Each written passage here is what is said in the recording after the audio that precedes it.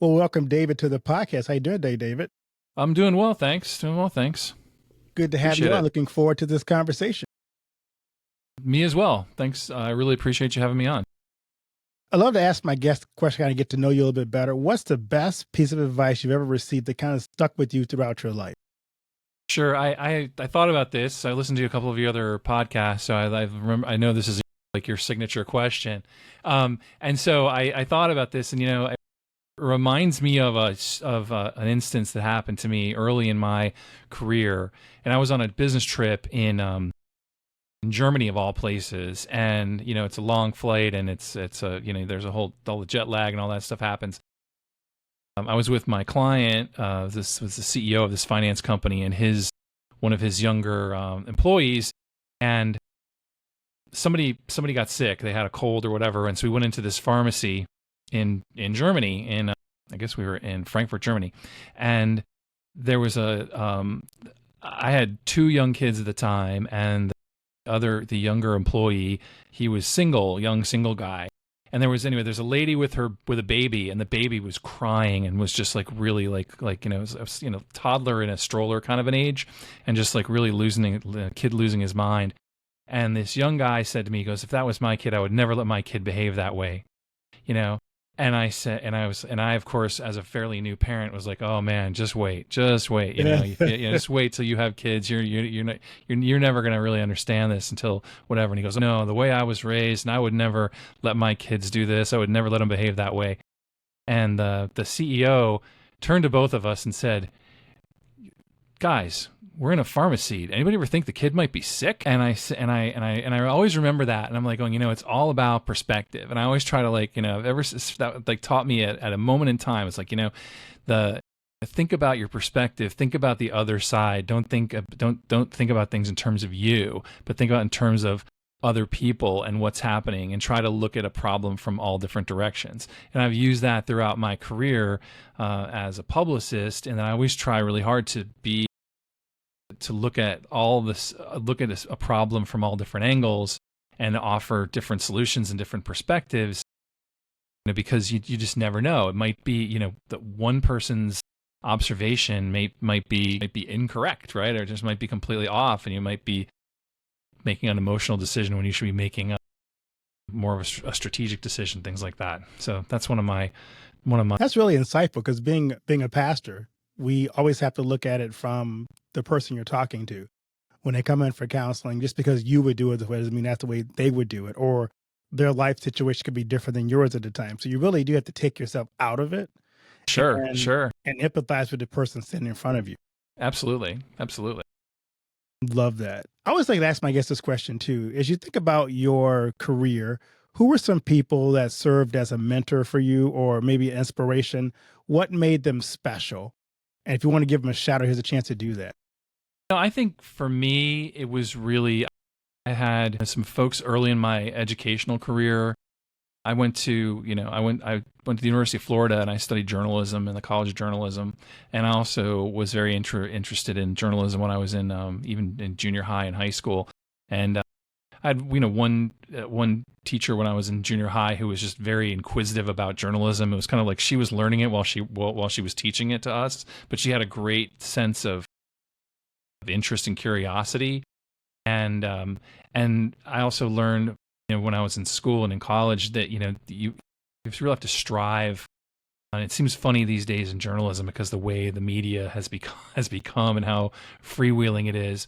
But we worked really hard when I was in journalism school to make sure that things were accurate and correct, and not the sense of politically correct, or one site's right, one site's wrong, but making sure that your grammar is correct, make sure you're spelling people's names right, make sure you're punctuating correctly.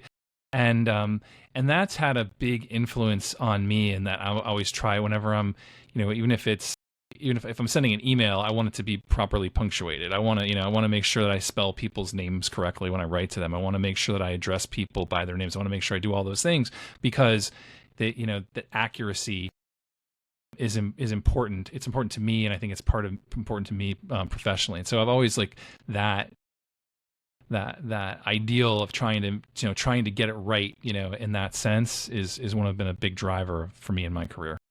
Love that. I'm curious, what is your most productive time of day? That's a good question. I maybe you can help me figure that out. I'm not a early morning person. I've never been like I don't because I've I have a family. I still get up pretty early, but I'm not the kind of guy who's oh yeah, I got in the office at 6:30 this morning, and I returned 37 emails before you were even awake. I think that my creativity is probably best in the afternoon, and because I just don't. I can get a lot done in the morning, but I don't like wake up and just like attack the day like some people do. Because a lot of what I have to do is I'm creating in my PR career. I write on behalf of CEOs and other executives, and I'm often like kind of creating stuff out of thin air sometimes. And so I have to be the ability to do that, put myself in somebody else's shoes and write their way. So like, it seems to me that that's more of like, I'm more of an afternoon kind of a guy. Good. I'm curious, as you talk about your group, what makes your group unique and special compared to others in your field?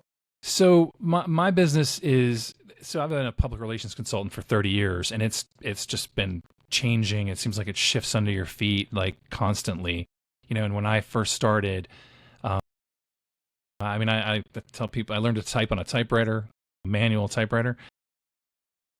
When I was in college, it was the first time the university had personal computers in the journalism classes. And then the evolution, and then we shifted into before I started working, there was no email. And so it's in this constant evolution. And what I think makes us different is just having that perspective, having seen the world evolve, and having a little bit of experience, and really it's always interesting in the public relations business when you do like crisis communications like I do. Every situation is different, but there's always sort of a similar thread. There's always a similar issue that's impacting your client. And so I think it's just having experience and having seen a lot and watched the evolution of communications is really what sets us apart, gives us some perspective that maybe some other folks don't have. Love that.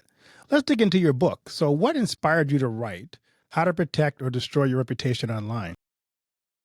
So I had been blogging about communications for a while, and I would write blog posts, and I covered all kinds of all manners of topics, and folks would reach out to me, and I was finding that I was getting inquiries from folks who'd had problems online, right? And they had there was issues that were impacting them. There was something on post about them online was giving them concern, and there was one particular matter where there was a blogger who was essentially attacking an entire industry.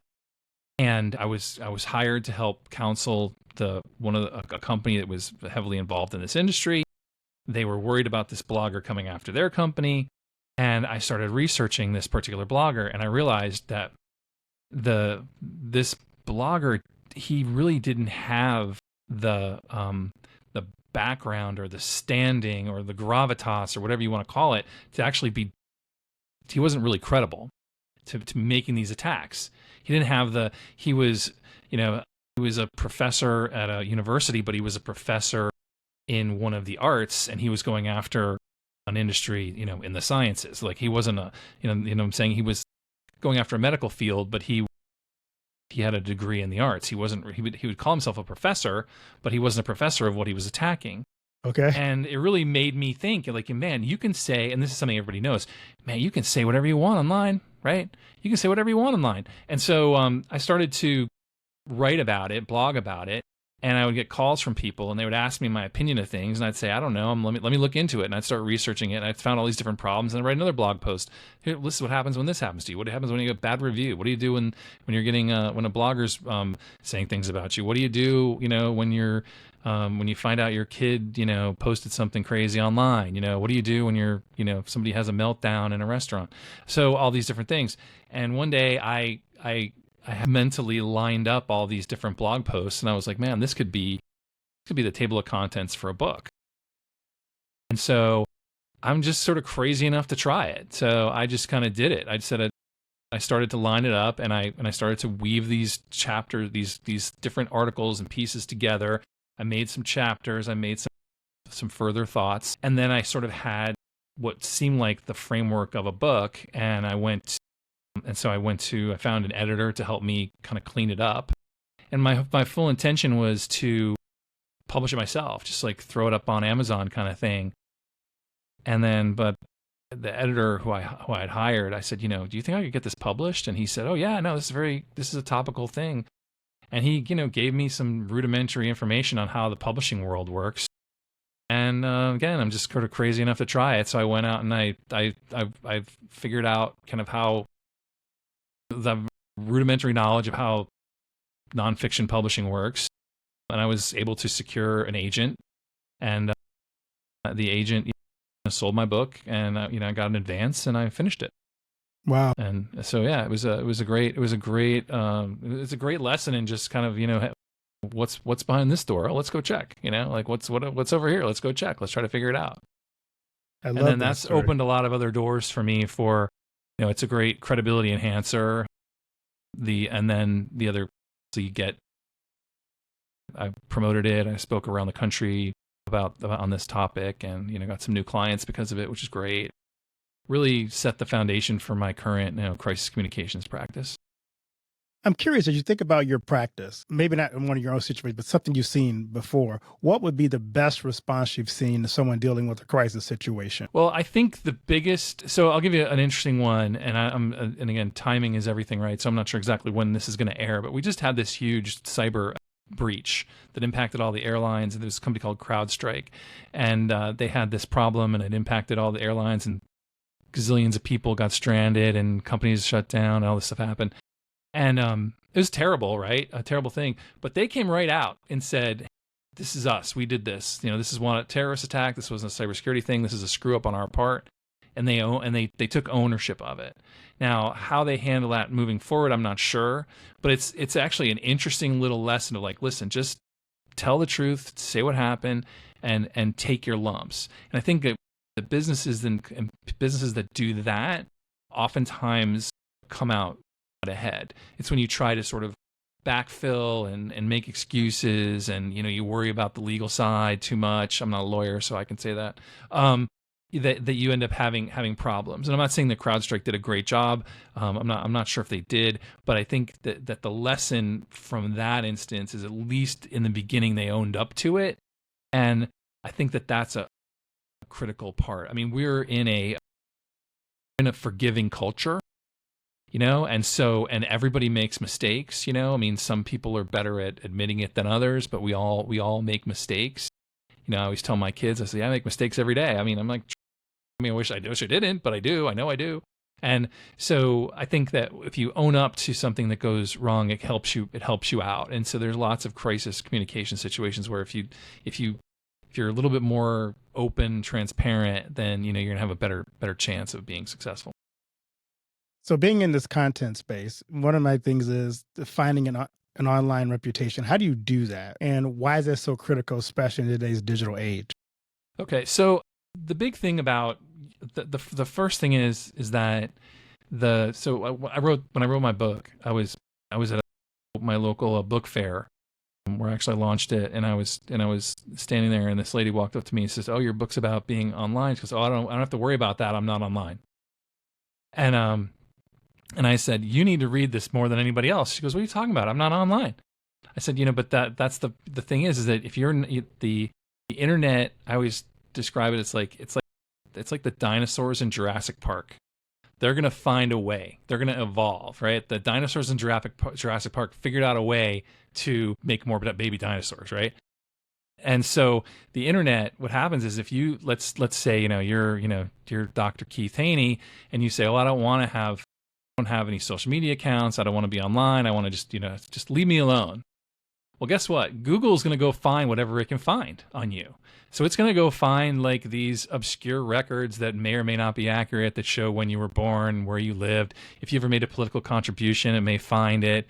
If somebody took your picture and tagged you, at an event, they may find it, and they may find something that you don't want people to see, because it's like, maybe they found it that day that, your life kind of went off the rails while you were in college, right? They found that.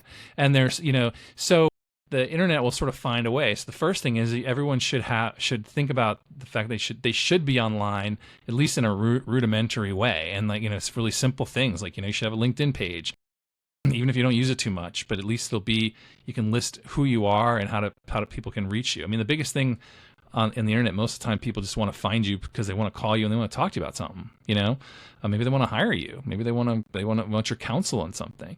And so like, have a LinkedIn page, have a Twitter page, have a Facebook page, have your own website for your business. Again, it doesn't have to be massive, but at least when somebody's looking for you, they can find you.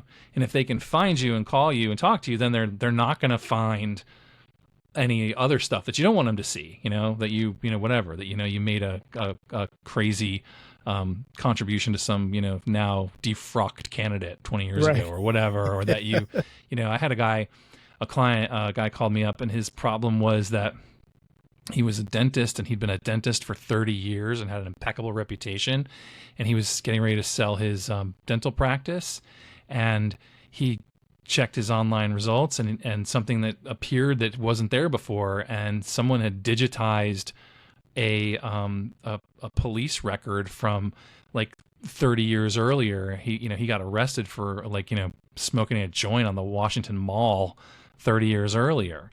Something that's like generally not a big deal, but it wasn't there before. And it was like easy to find, and he was like freaking out, and what happened is like this happened to him 30 years ago, and then somewhere in the past 10 years, 5 years, those records got run through some type of scanning machine, and now they're online, now they're public, and they weren't before. So you have to have, try to have some control over your reputation. And if you have a business, you need to monitor it and you need to build it, and be aware of what your vulnerabilities might be. So in doing all those things, how does that minimize the negative? So, well, that's an interesting question. I mean, the first thing is that when it comes to like the online world, whatever's kind of getting the most visibility, whatever gets them, it sort of feeds on itself. So it also has things have to do with authority, and so it depends. So if there's a story in the newspaper about somebody whatever, you were arrested falling down drunk in the at the local pub, and it's in the newspaper, a media website, that's going to have higher authority than your personal blog. So you have to, but you can kind of counter that with making sure that there's other information out there that shows that here's what you do professionally, here's how long you've been in business for this, here's a link to you apologizing for what happened the other night, that kind of thing.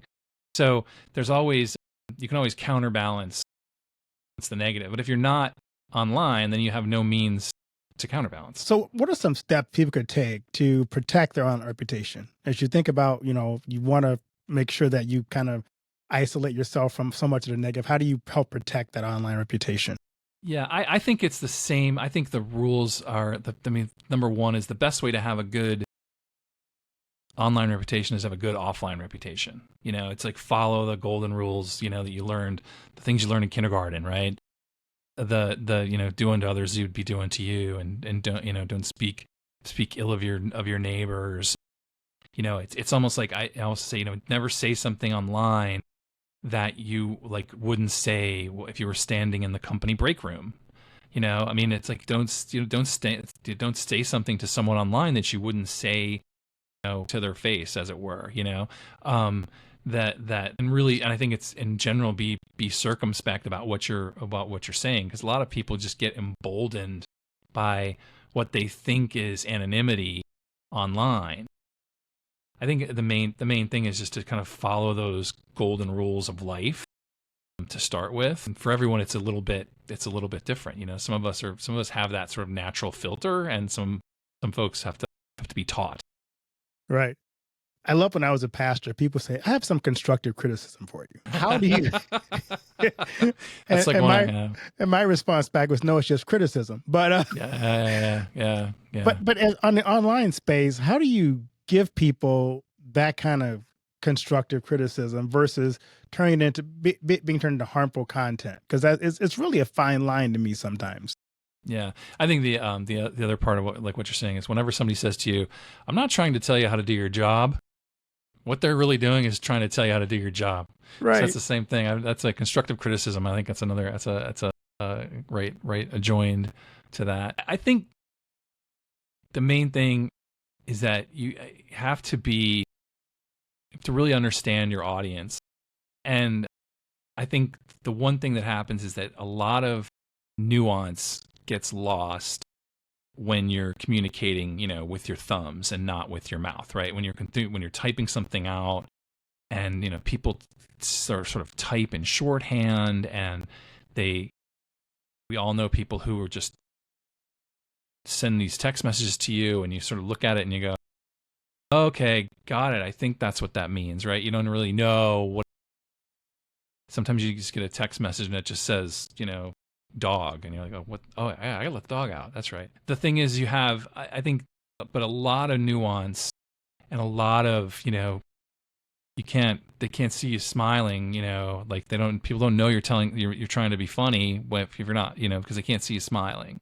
So I think it's just really important that when you're communicating, that you think in terms of what your audience, how they're going to receive it, and you've known people who are defensive, and you say something and you think you're trying, like you said, like you're trying to be constructive, but they're not going to take it like that. They're going to take it like, why are you attacking me? So I think to your question, it's really that you have to be careful and understand who you're communicating with, because you can really really get crushed because you miss the nuance. Yeah, I just had a guy who I don't know ask me to look at his YouTube page and give him thoughts. So I wrote back immediately, what are you looking for from me? Before I give you any suggestions, what exactly are you asking for? And, so I went back, I looked at it and said, well, here's some thoughts I have on it.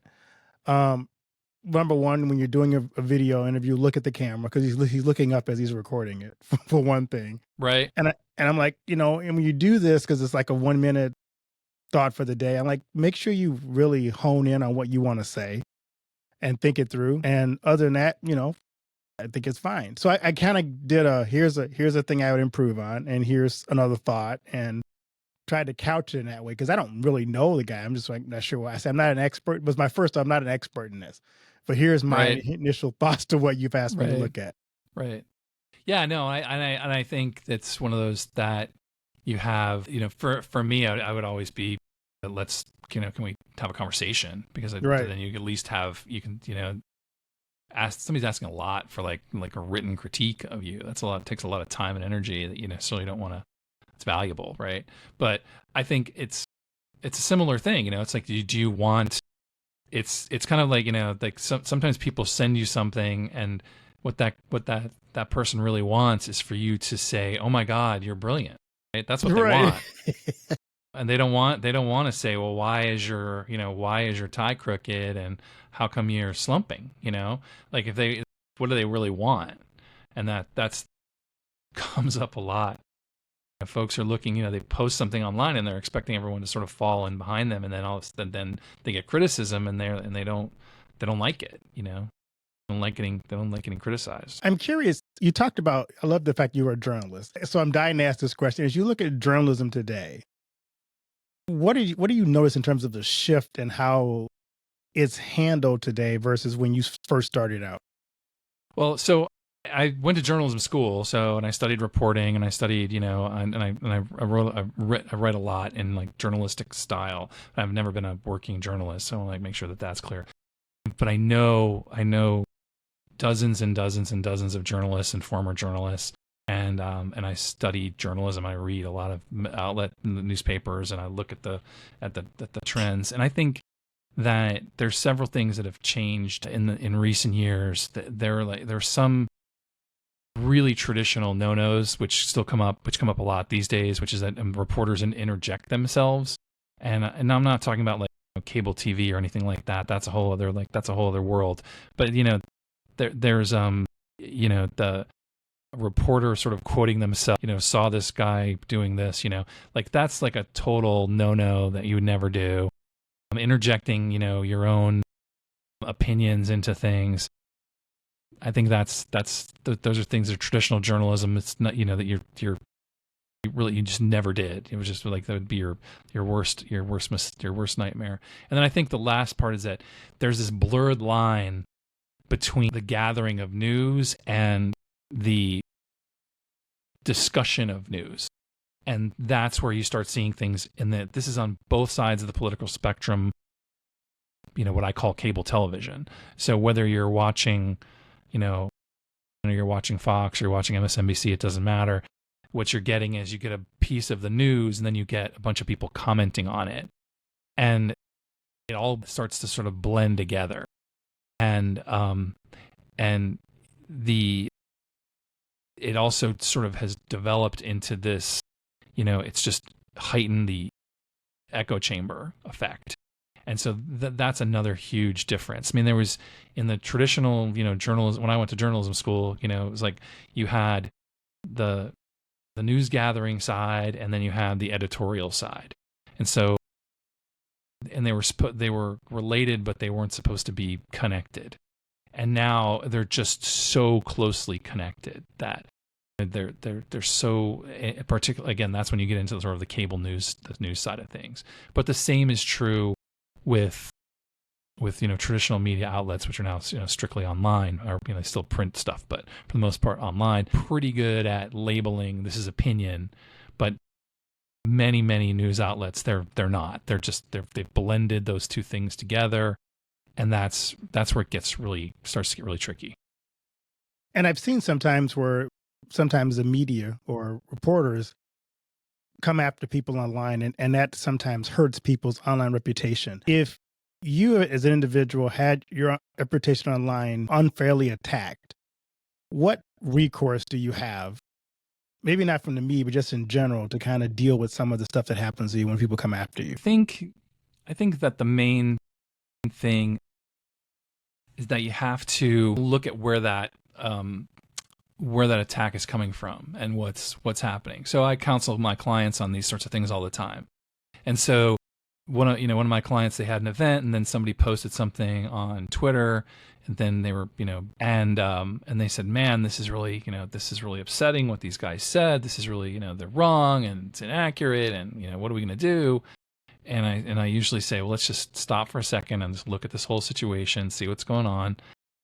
And I said, look, this guy who's attacking you on Twitter, he has 127 followers, and I'm looking at the other things that he's posting, he or she's posting, whatever, and he's kind of nutty.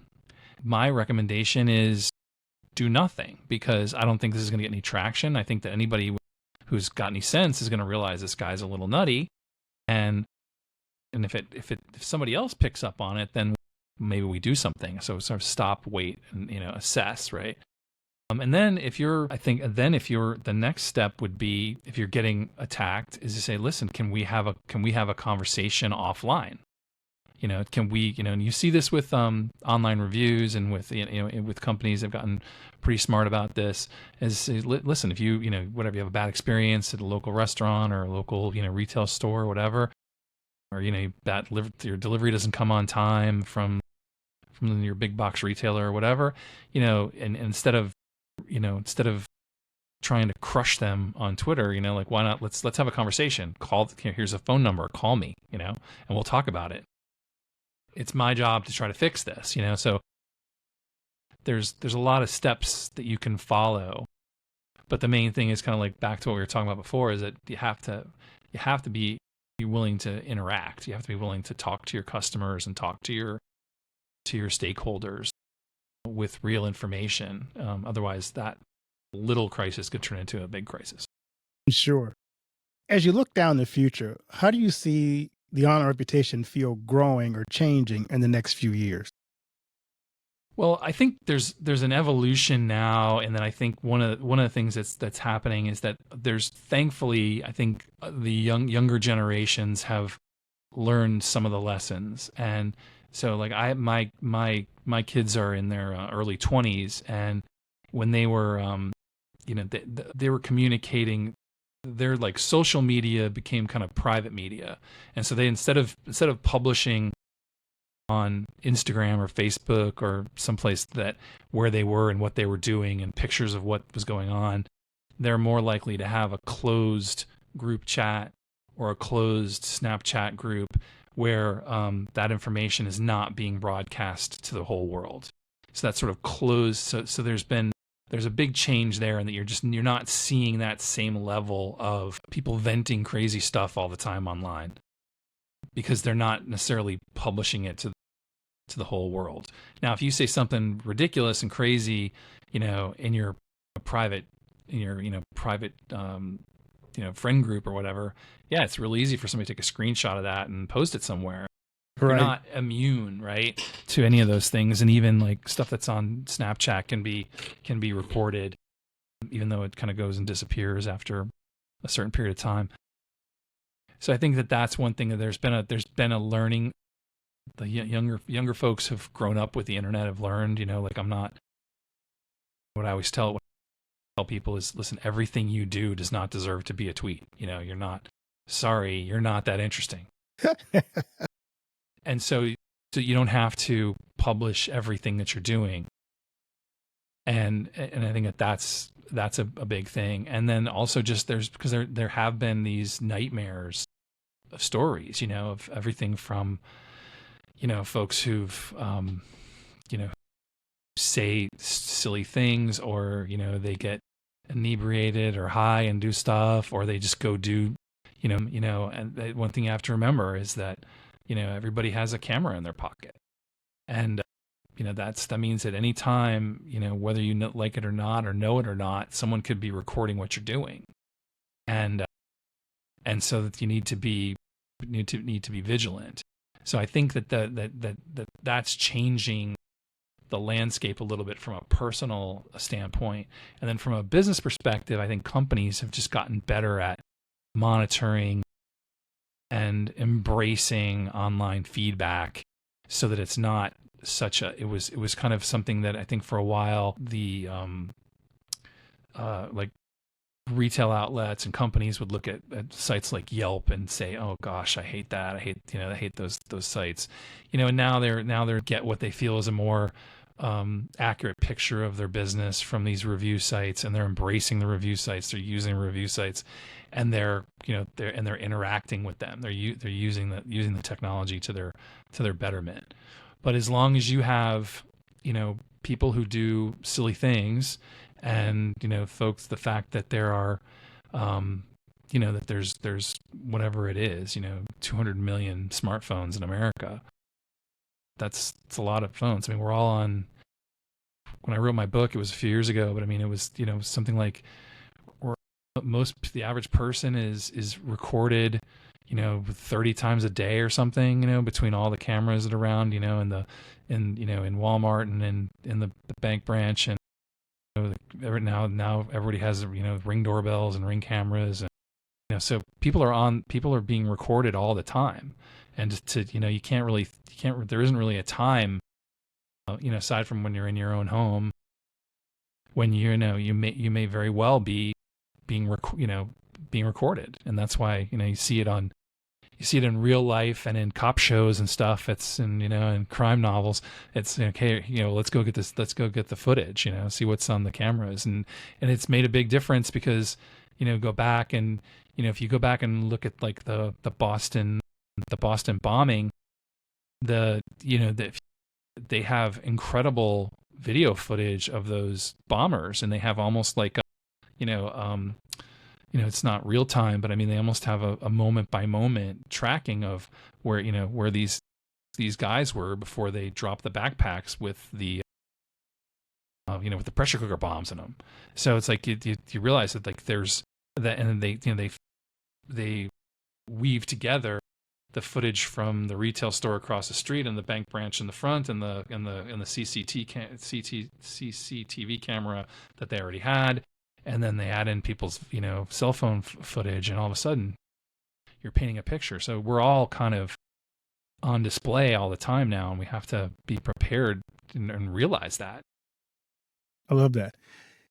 As you wrap this up, think about what you'd like my listeners to know about your book, and how do they use your book to help their online reputation? Sure. I mean, I think the main thing is that you have to, as I often would kind of close my presentation by saying, it's like, remember, the key to a good online reputation is to have a, good, to have a good online reputation, have a good offline reputation, and just, I made a joke, stop taking pictures of your private parts, stop, when it's like, I say, the women need to stop taking pictures of their private parts. Men need to stop asking for it. We got to like clean this world up a little bit. We've got to, think, and it's not just that. It's just, in other words, you don't have to film everything. You don't have to, right. You don't need to, and be, be kind. I mean, it's like back to my sort of my lead story, it's like I